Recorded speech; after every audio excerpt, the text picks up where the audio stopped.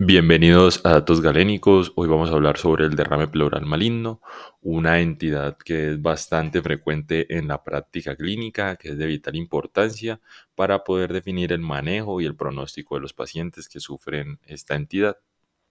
Como definición, es la acumulación de líquido entre el pulmón y la pared torácica como resultado de células cancerosas en la pleura. La epidemiología es que se ha estimado una incidencia de 500.000 casos nuevos entre Estados Unidos y Europa. Hasta el 20% de los pacientes con cáncer pueden cursar con derrame pleural maligno. Cualquier tipo de cáncer puede hacer derrame pleural maligno y hasta en el 15% puede ser la primera manifestación del cáncer. Tiene una incidencia global de 70 por cada 100.000 personas año y se ha estimado un costo en Estados Unidos de 10.100 millones de dólares en el año 2016. Se ha considerado la segunda causa de derrame pleural exudativo en el mundo. Las causas de derrame pleural son bastantes. Si nos vemos por acá, la falla cardíaca corresponde a un 17 o un 22%, a enfermedades infecciosas hasta un 30%, de otra etiología hasta un 13%, una causa idiopática del 5 al 6%, pero una causa asociada a malignidad, podemos ver que es incluso en estas tablas de etiologías hasta el 35%, o sea que tener un derrame pleural siempre debemos estar pensando que puede ser un derrame pleural maligno, siempre en el contexto clínico y teniendo en cuenta las otras etiologías. Las causas de derrame pleural maligno, pues depende principalmente de cuál es el tumor primario. El carcinoma de cualquier órgano puede hacer metástasis a la pleura. Si vemos en esta tabla, el cáncer de pulmón es el más frecuente, dado que el adenocarcinoma de pulmón, dado por lo general su ubicación periférica y una extensión por continuidad. Esa es la explicación. Seguido por el cáncer de mama un 25%, el linfoma en un 10%, el carcinoma de ovario un 5%, de estómago un 2% y todas las otras malignidades un 14%. Sin embargo, no es despreciable que cuando es desconocida la causa se ha estimado en un 7%. La fisiología pleural es muy interesante, donde vamos a tener cuál es la presión hidrostática a nivel de la pleura visceral, hacia el lado de la pleura visceral y hacia el lado de la pleura parietal. Vemos que hay una diferencia que es un poco mayor hacia la pleura parietal, manteniendo una presión hidrostática a nivel del espacio pleural de menos 5 centímetros de agua. La presión oncótica en ambos lados es muy similar, aproximadamente 29 centímetros de agua. Sin embargo, es un poco mayor sobre la presión oncótica sobre los vasos linfáticos, los cuales se van a encargar principalmente de reabsorber el líquido pleural. En cuanto a la patogénesis del derrame pleural maligno, es que por lo general se tenía de conceptos previos que eh, se producía el derrame por una obstrucción de los vasos linfáticos generada por las células cancerígenas y que esa era una de las vías de cómo llegaba las células tumorales al espacio pleural. Sin embargo, en estudios por postmortem se ha identificado que la principal vía de diseminación es la vía hematógena. Llegan principalmente a la pleura visceral, después pasan al espacio pleural y después producen la invasión de la pleura parietal. Una vez las células cancerígenas están a nivel del espacio pleural, y la invasión pleural de las capas de la pleura como tal, va a producir diferentes mediadores inflamatorios como la interleuquina 2, el factor de necrosis tumoral alfa, van a producir factores proangiogénicos como la angiopoyetina 1 y 2, factores que van a aumentar la permeabilidad vascular, por ejemplo el factor de crecimiento endotelial vascular. En estos, además, se ha visto que los mastocitos pueden generar también aumento de la permeabilidad de los vasos pulmonares y además van a producir la interleuquina 1 beta y la triptasa alfa beta. Estas se han asociado con una activación a nivel de las células cancerosas de la vía del factor nuclear de células kappa beta que va a favorecer el crecimiento tumoral y así convirtiendo esto en un ciclo vicioso. Como manera de conclusión, es que en un balance vamos a tener los factores que aumentan la permeabilidad y otros que van a disminuir, como la endostatina. Vamos a ver que una balanza se inclina hacia un aumento de la permeabilidad, lo cual va a producir el líquido pleural, el derrame pleural. La presentación clínica de los pacientes y el dolor torácico es la causa más frecuente, se presenta un 60, un 70%, dado un compromiso de la pleura parietal y de la pared torácica. La disnea de esfuerzo y la tos se produce del 20 al 25% de los pacientes. La etiología principalmente es por el tamaño del derrame pleural. Sin embargo, en esto debemos tener en cuenta la función pulmonar subyacente del paciente, si presenta una neumonía posobstructiva, una neotelectasia o si presenta una enfermedad infiltrante del parénquima. La pérdida de peso es muy frecuente dado pues el compromiso y más que todo por el estado a estadio avanzado del cáncer. Y los otros aspectos al examen físico vamos a tener un aspecto de enfermedad crónica, caquético. Vamos a, por lo general, los pacientes van a tener un derrame pleural mayor de 500 mililitros, sensibilidad sobre la pared del tórax, principalmente por la infiltración tumoral, y la linfadenopatía va a estar presente en un tercio de los pacientes. El diagnóstico como definición y es mediante la detección de células malignas esfoliativas en el líquido pleural o la demostración de estas células en el tejido pleural obtenido por biopsia pleural percutánea, toracoscopia, toracotomía o en autopsia. Y esto lo vamos a desglosar poco a poco. De, comenzando de los métodos menos invasivos a los más invasivos, que van a ser al final de la cadena diagnóstica, vamos a tener la radiografía de tórax. Y vamos a tener unos signos que nos van a sugerir un derrame pleural maligno. Y inicialmente es el tamaño del derrame pleural, por lo general un derrame pleural masivo, un derrame pleural unilateral o que presente recurrencia después de del drenaje del derrame pleural por diferentes métodos, principalmente la toracentesis, nos va a sugerir un derrame pleural maligno. El engrosamiento pleural, como lo vemos aquí, o el ensanchamiento del mediastino en esta parte de acá, también nos sugiere, o incluso otras causas menos frecuentes cuando hay un desplazamiento de las estructuras del mediastino contralateral al lado del derrame pleural. Estas características en la radiografía de tórax nos van a sugerir un derrame pleural maligno.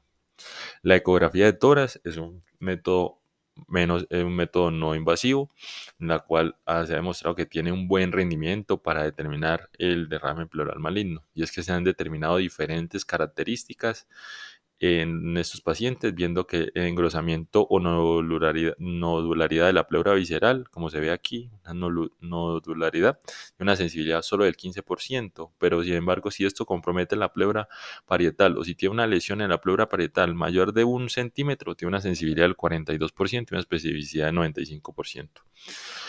Otros hallazgos es un engrosamiento pleural nodular, principalmente de la pleura parietal. Esto tiene una sensibilidad del 42% y una especificidad del 100%. Y un engrosamiento diafragmático mayor a 7 milímetros con una sensibilidad del 42% y una especificidad del 95%.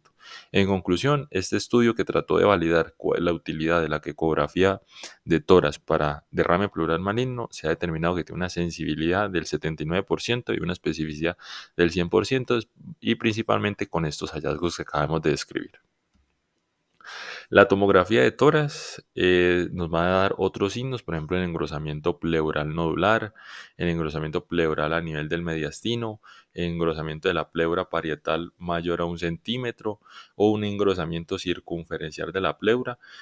Estos hallazgos van a tener una sensibilidad del 68% y una especificidad del 78% para derrame pleural maligno. Sin embargo, se han determinado un score basado en tomografía y es que si tenemos una lesión pleural de 1 centímetro, es decir, una masa, un nódulo, un engrosamiento, por ejemplo, aquí vemos una masa a nivel pleural, va a dar una puntuación de 5 puntos.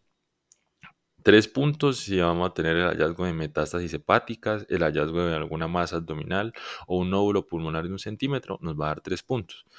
Y la presencia y la ausencia de loculaciones pleurales, derrames pericárdicos o cardiomegalia nos va a dar 2 puntos.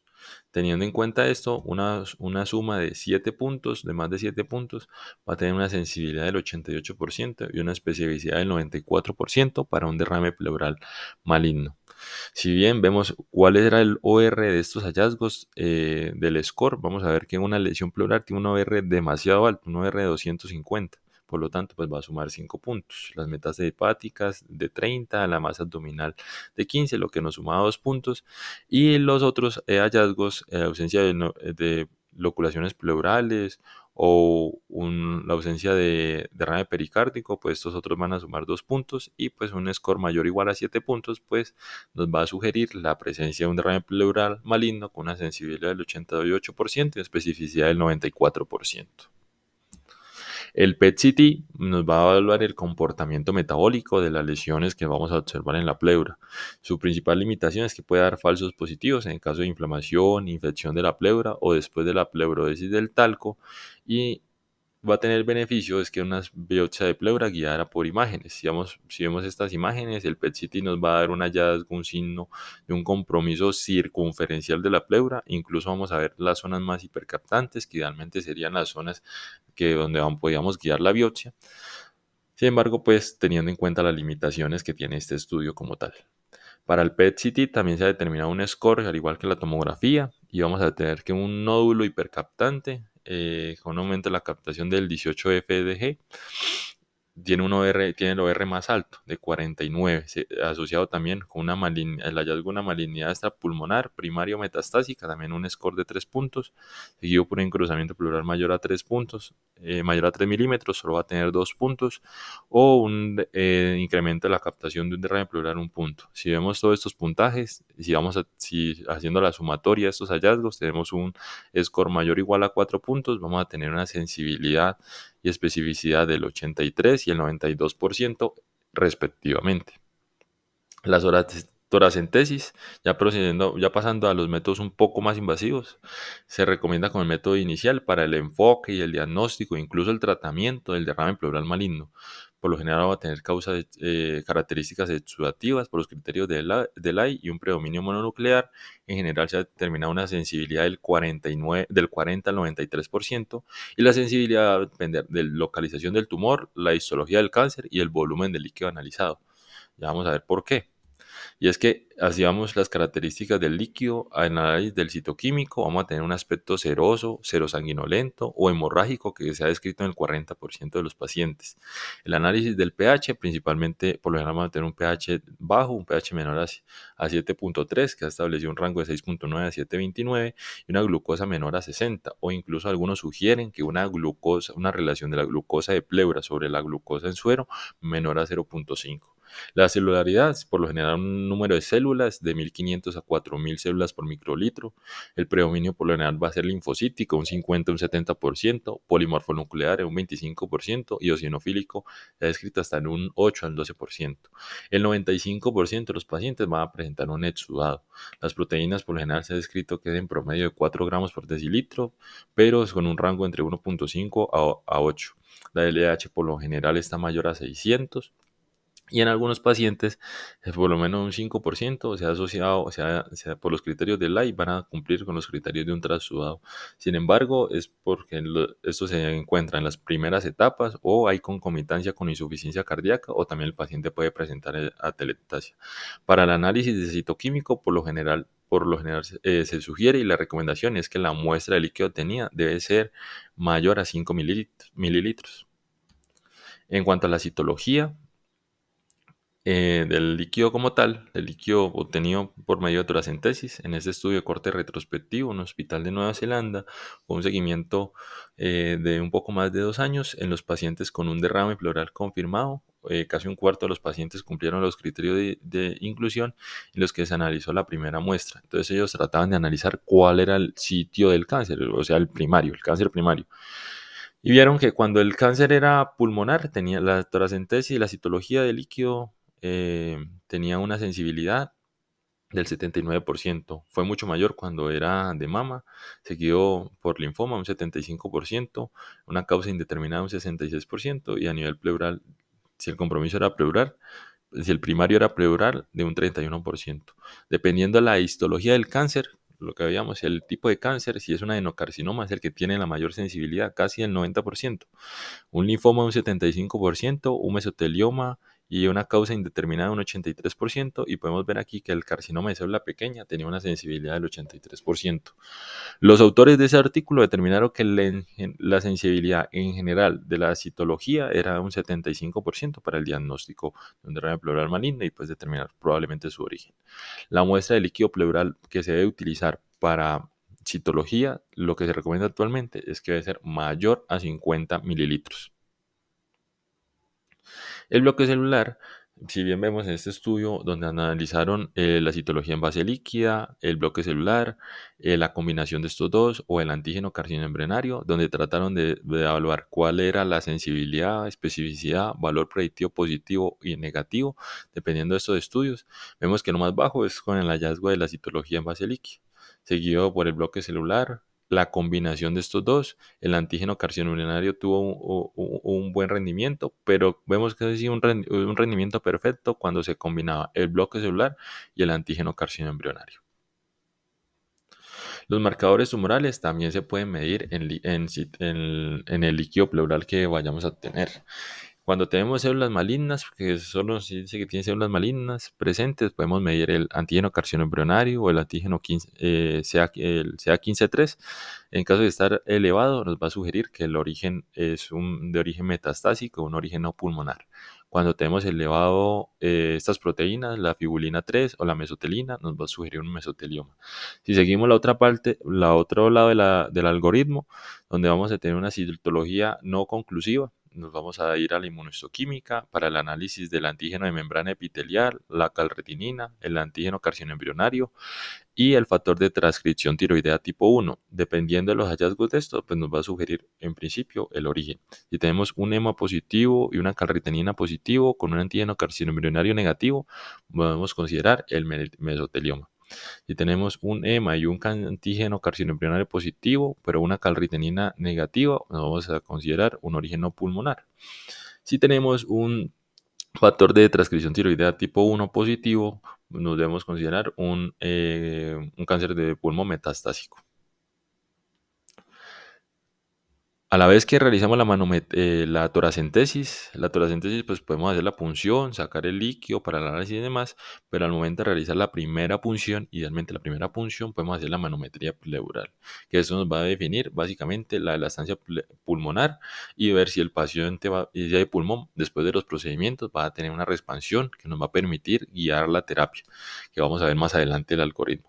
Para entenderlo, debemos entender en esta gráfica cuál es la relación entre la presión pleural y en el tiempo. Vemos que la presión pleural, lo vimos al principio, era menos 5 centímetros de agua, la cual puede variar según los movimientos de inspiración y expiración, o incluso puede aumentar abruptamente cuando el paciente tiene tos. Basado en esto, pues vamos a hacer la toracentesis. La toracentesis y la medición de la manometría pleural se puede hacer con métodos un poco más sencillos como un manómetro de agua o incluso con manómetros digitales. Esto se ha estudiado para evaluar la elasticidad pleural y es basado en una fórmula y es el cambio de presión sobre el cambio de volumen. Se ha determinado normal que es de 7.4 con un rango entre 0.5 y un límite de 14.5 centímetros de agua. Si tenemos una manometría que es mayor a 15.5 centímetros de agua, ya nos va a sugerir un sistema rígido. En el escenario específico de derrame pleural maligno, cuando tenemos una manometría mayor a 19 centímetros de agua, nos va a sugerir que el paciente ya va a tener una pleurodesis fallida. Si es menor a 19 y tenemos una ausencia de pulmón atrapado, nos va a sugerir que la tasa de éxito de la pleurodesis va a ser del 98%. De ahí la utilidad de incorporar la manometría pleural a la toracentesis. La biopsia guiada por imágenes, las técnicas más utilizadas son la ecografía o la tomografía. Sin embargo, dado que es menos invasiva por menos radiación, la ecografía es 3 veces más utilizada que el TAC y el rendimiento es muy similar, por ecografía un 84% y por la tomografía un 93%. Si una vez no podemos hacer el diagnóstico teniendo en cuenta los métodos no invasivos, por ejemplo, los métodos de imágenes, radiografía, ecografía, tomografía, PET-CT, si después un poco más invasivos o mínimamente invasivos, como la toracentesis y todos los análisis de citoquímico, citológico, bloque celular, marcadores tumorales y demás, y si aún no podemos tener un diagnóstico preciso, pues nos tenemos que ya pasar a la toracoscopia, que es el estándar de oro para el diagnóstico de un derrame pleural maligno. Las ventajas es que nos va a permitir guiar la biopsia al área más deteriorada bajo visión directa, nos va a permitir además eliminar el líquido pleural y en caso tal, pues ser un procedimiento tanto diagnóstico como terapéutico y es realizar una pleurodesis. Las contraindicaciones absolutas las debemos tener muy en cuenta porque podemos tener encontrar un paciente con un pulmón adherido a la pared del tórax, insuficiencia respiratoria que impide una sedación segura y una tos incontrolable serían las contraindicaciones absolutas para realizar este procedimiento. La toracoscopia, pues nos vamos a encontrar con esto, por ejemplo, en la imagen A, un cáncer de pulmón metastásico, como múltiples nódulos en la superficie pleural, tanto visceral como parietal. En la imagen B, un mesotelioma maligno con un engrosamiento pleural difuso en forma de ganso con superficies muy irregulares.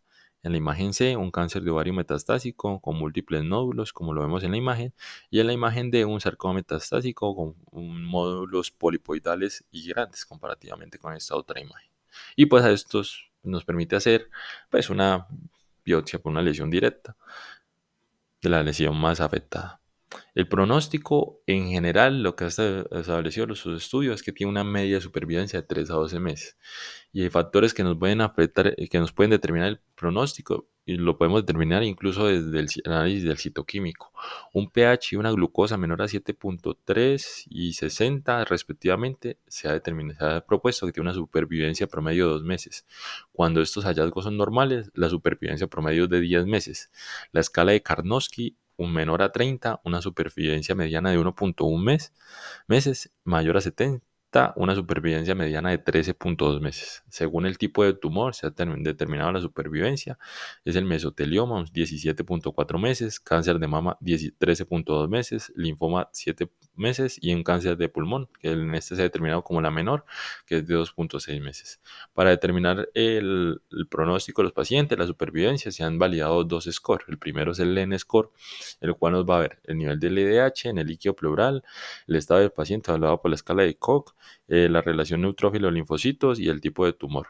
Y a cada uno de estos le va a dar un puntaje. Si vamos a tener un bajo riesgo de 0 a 1 punto, es una media de supervivencia de 319 días, un riesgo moderado de 2 a 4 puntos, una media de supervivencia de 130 días y un alto riesgo con 5 a 7 puntos de este score, una media de supervivencia de 44 días.